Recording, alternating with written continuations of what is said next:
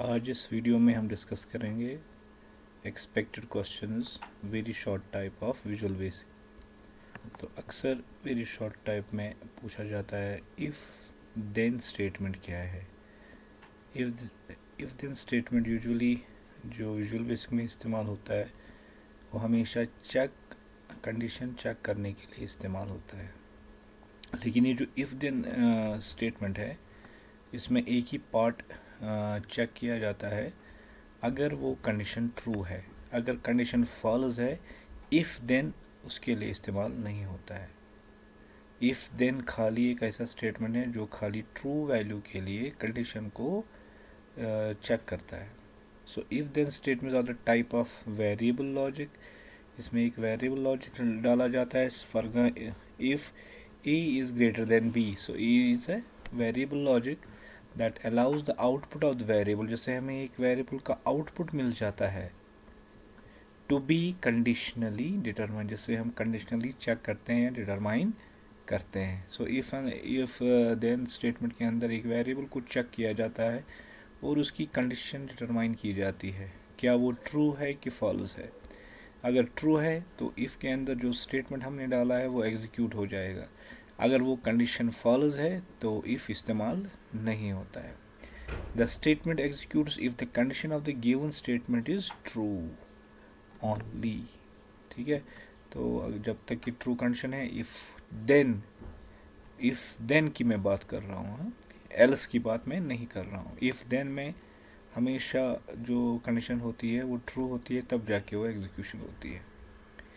दूसरा short type switch या इसका दूसरा नाम है सिलेक्ट केस। इस स्विच का और सिलेक्ट केस बता दो, एक ही नाम है। जैसे इफ़ में हम कंडीशंस चेक करते हैं, इफ़ देन एल्स में बहुत सारी कंडीशनों को चेक करते हैं। लेकिन स्विच जो और सिलेक्ट केस जो है इसमें एक ही कंडीशन को चेक किया जाता है और बहुत सारे आउटपुट्स आ जाते हैं। इस स्विच के ऊपर top of the switch statement जहाँ पर हम वीबी में इस्तेमाल करते हैं उसके ऊपर पहले कंडीशन चेक होती है मगर एक स्टेटमेंट चेक होगा। तो ये जो स्विच केस है ये मल्टीपल कंडीशनल पे चेक नहीं होता है। So this is the difference between if then else, जिसमें बहुत सारे कंडीशनों को चेक किया जाता है और आउटपुट दिया जाता है। लेकिन स्विच और सिलेक्ट केस ऐसा ये है वीबी में जो हमेशा एक कंडीशन चेक करता है और उसके बाद बहुत सारे आउटपुट्स दे देता है। Visual Basic provides the select case structure as an alternative of if then else statement। तो पहला है जैसे if then else हमारे पास है तो उसका अल्टरनेटिव है स्विच और select case statement for selectively executing one block of statement. ठीक है, फिर एक ब्लॉक ऑफ स्टेटमेंट एग्जीक्यूट होता है फ्रॉम एमंग मल्टीपल ब्लॉक्स। में बहुत सारे ब्लॉक्स हम देखते हैं, जो कंडीशन ट्रू होती है, जो एक्सप्रेशन एक चेक किया जाता है उसके बेसिस पे नीचे बहुत सारे ब्लॉक्स होते हैं, उनमें से एक एग्जीक्यूट होता है। A select case works with a single test expression, लेकिन इफ देन एल्स में मल्टीपल टेस्ट एक्सप्रेशन होता है और यहाँ पर एक बार उसको चेक किया जाता है। उसके बाद नीचे इसके ऑप्शंस होते हैं जिनमें से एक एग्जीक्यूट होता है। इफ़ देन एल्स में भी एक ही स्टेटमेंट एग्जीक्यूट होता है लेकिन उसमें बहुत सारे टेस्ट्स और कंडीशंस चेक किए जाते हैं। वाइल एज इन स्विच और सेलेक्ट केस उसमें नीचे बहुत सारे ऑप्शंस होते हैं लेकिन टॉप में एक ही एक्सप्रेशन को कंडीशन को चेक किया जाता है।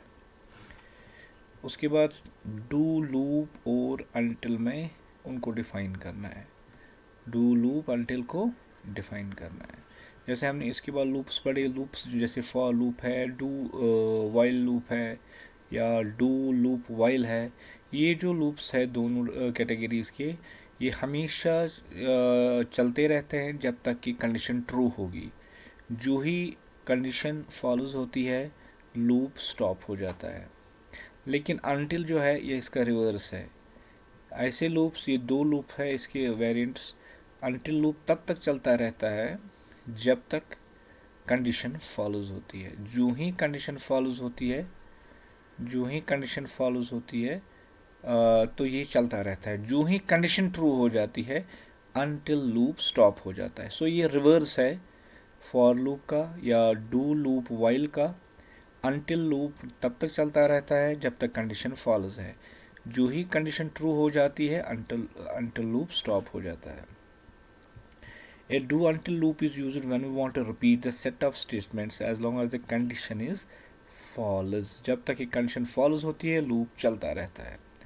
द कंडीशन में be checked at the beginning of the loop और एंड ऑफ द लूप। इसमें भी दो वेरिएंट्स है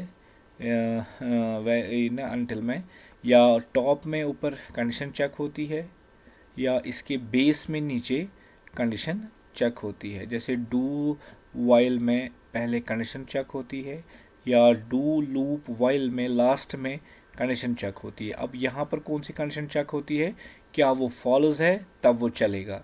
अगर ट्रू निकलती है तो लूप वहीं पर स्टॉप हो जाता है। सो कंडीशंस यहाँ पर बिगिनिंग में भी होती है चेक और एंड में भी होती है check condition. When should we use do while loop and for loop? do while loop हमें कब इस्तेमाल करना चाहिए और for loop हमें कब इस्तेमाल करना चाहिए।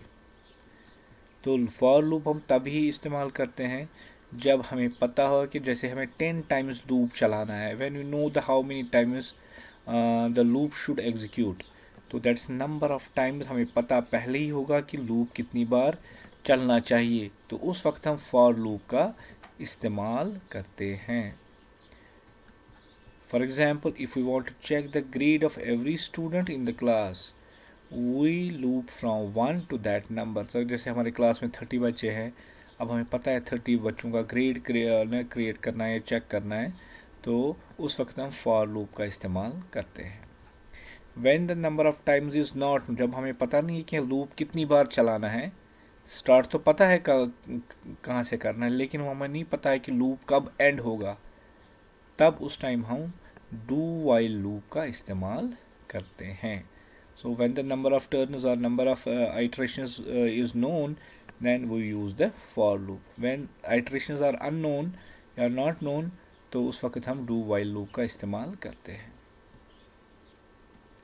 उसके बाद है प्री टेस्ट। लूप में हमेशा टेस्ट होती है, कंडीशन चेक होती है या पहले लूप के या तो लूप के लास्ट में। इस यहाँ पर टर्म्स की डिफाइन करनी है, pretest loop and post test loop. Pretest loop में क्या होता है, that tests the condition before each iteration और राउंड। जब लूप का राउंड लेने से पहले वो कंडीशन चेक होती है।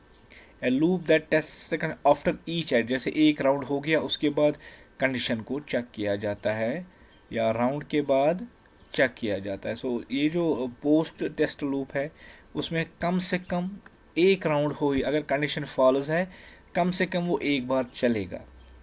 लेकिन प्री टेस्ट में अगर कंडीशन पहले ही फॉलोज है तो वो 0 टाइम्स चलेगा। तो पोस्ट टेस्ट में याद रखना है कि वो जो लूप होता है पोस्ट टेस्ट लूप, तो कम से कम वहाँ पर एक बार ही एक राउंड या आइटरेशन हो जाती है। So it's called pretest and the post test. Indefinite loops.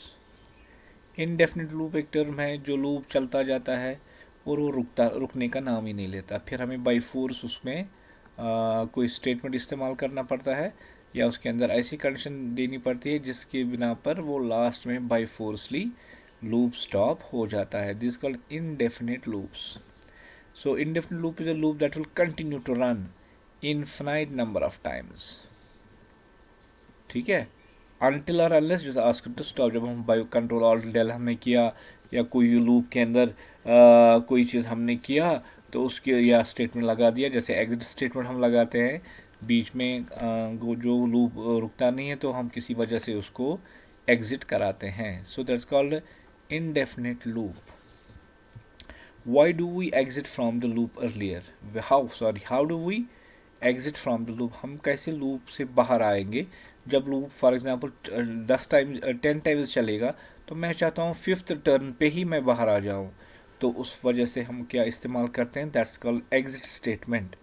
हम एग्जिट कीवर्ड का इस्तेमाल करते हैं जिसकी वजह से हम लूप को टर्मिनेट करते हैं before reaching the target point. उससे टारगेट पॉइंट याद, फॉर एग्जाम्पल एक लूप में 100 टर्न्स है, तो हम चाहते हैं कि बीच में ये रुके और बाहर आ जाए, तो उस वक्त हम एग्जिट कीवर्ड का इस्तेमाल करते हैं। अस्सलामु अलैकुम।